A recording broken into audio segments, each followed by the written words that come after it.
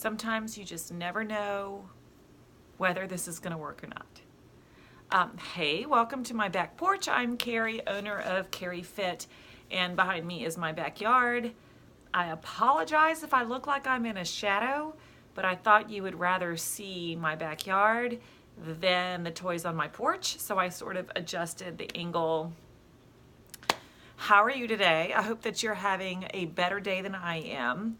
My wily dog ran off and she is somewhere behind the neighborhood. If you know my neighborhood in Austin, we live by beautiful woods and lakes, and she loves that space even more than I do. So she sometimes just gets a wild hair and she takes off and she is somewhere chasing rabbits, quite literally, I'm sure. So she might come meandering back in at any given moment. What I've learned about her is that she's way faster than me, and if she's determined to go hang out with her coyote friends, she will.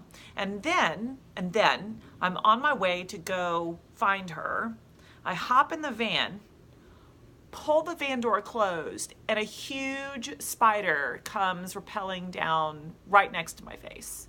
So I'm sure my neighbors got a big kick out of me stopping the car in the middle of the road, kicking the door open and flailing and screaming until I got the spider out.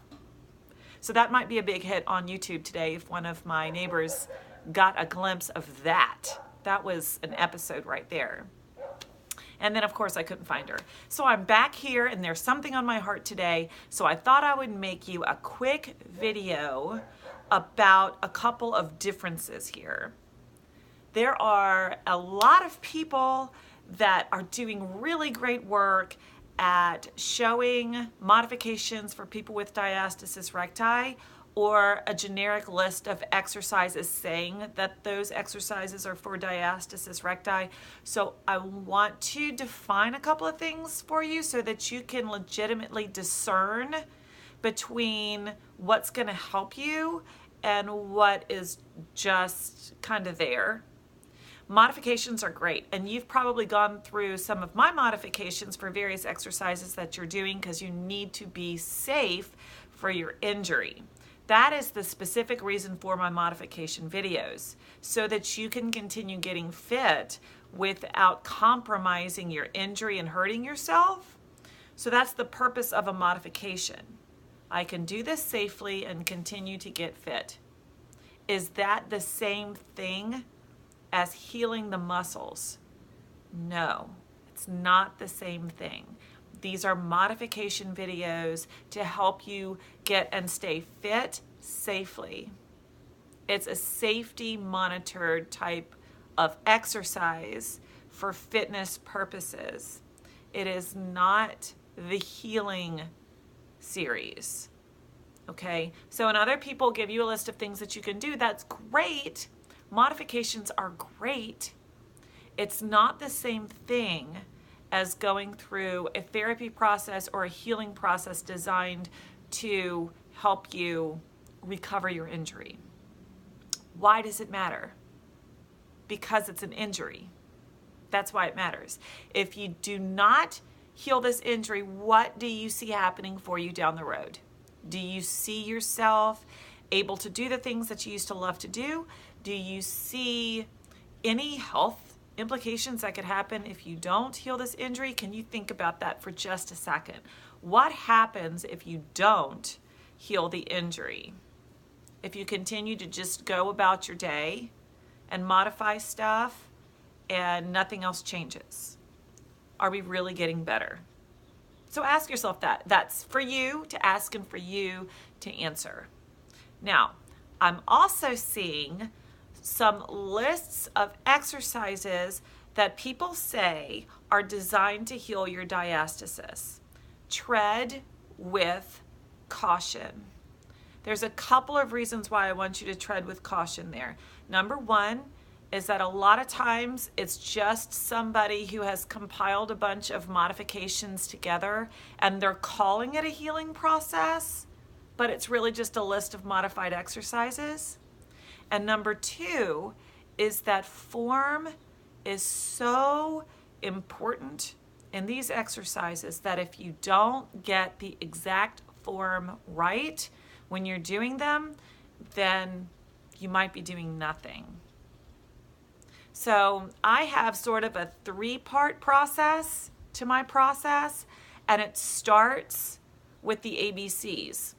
And I call it the ABCs for 2 reasons. Number 1, it's because the words are alignment, breathing, core engagement, A, B, C. Number 2 is that you really can't move forward in your process without first learning the ABCs, just like when you're learning to read a language and you don't learn what the letters are or what they sound like. It's the same thing. It's the same principle. So the base force behind everything that I teach starts with the ABCs. So if nothing else, take the time to learn how to do alignment, breathing, and core engagement properly so that other exercises that you do actually do something. So let me tell you a secret. Here's a secret for you. There are people that you have met and will meet in your life that are natural core engagers. They naturally engage their core all the time. They're the same people that are naturally lined up really well. Their bones are hung up just right. They naturally have strength in their midsection, and they naturally know how to breathe properly. Those people that are natural core engagers sometimes have a hard time understanding people that are not. And I was not. So when natural core engagers are trying to tell me to engage my core, I'm like, what the heck does that mean? What are you talking about? Right? So that's why I had to come up with a process for how to do that, because it didn't make sense to me. And now that I am one, I get it, but I also remember what it was like before. And I remember going through exercises that people were telling me was supposed to be helpful and being like, this does nothing. I don't get it. I don't understand. So the ABCs have to come first for a basis of understanding of what you're doing and to do it right. The second stage is going through the strength process, which is exercises designed to heal your injury using the ABCs. So again, if you don't have the ABCs, the strength process does nothing. And then finally, you're modifying your fitness temporarily while you are healing your injury so that you don't get behind on your fitness. You can continue getting stronger and moving forward, and all 3 of those things can work together. I don't like to just blanket stuff out there and just do one piece of that puzzle. But if you were to do one piece of that puzzle, it would be the ABCs. If you do the ABCs consistently, your injury will change, your life will change. I'm telling you. So if you haven't started on the ABC process yet, you can find a few videos here on alignment, breathing, and core engagement. They're great, they're helpful, they're a good start. But of course, starting with the Diastasis Recti recovery system in my new book that's coming out in a few weeks, they're there to help you really refine and define that first stage. The stage that you feel like is the boring stage that you kind of don't feel like doing. Yeah, it's the most important part. So have grace, but be consistent. It's a big theme in my book too. Have grace for yourself, that it's not going to be perfect, that you're going to get frustrated, but be consistent in moving and trying to get it right for the sake of your body and your injury. And when you heal your injury, everything gets better. You start to feel better, you're having less pain, you have a better digestive tract, and you have that nice, slim, lean look about the center of your body that maybe makes you a little self-conscious. It's okay. It's okay to feel that way. Don't feel guilty for feeling that way.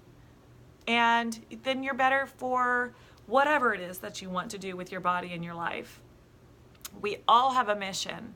I'm here to help you feel great so that you can live your mission. Okay, so that's my message for you today. I wanted to share that with you right off the bat. Beware of Texas-sized spiders, and if you see a coyote in the Greenbelt in Austin, it might not be a coyote. It might be my dog. So be kind to her. Thank you so much for listening today, and I will catch up with you soon. I'll let you know when the book is available on Amazon.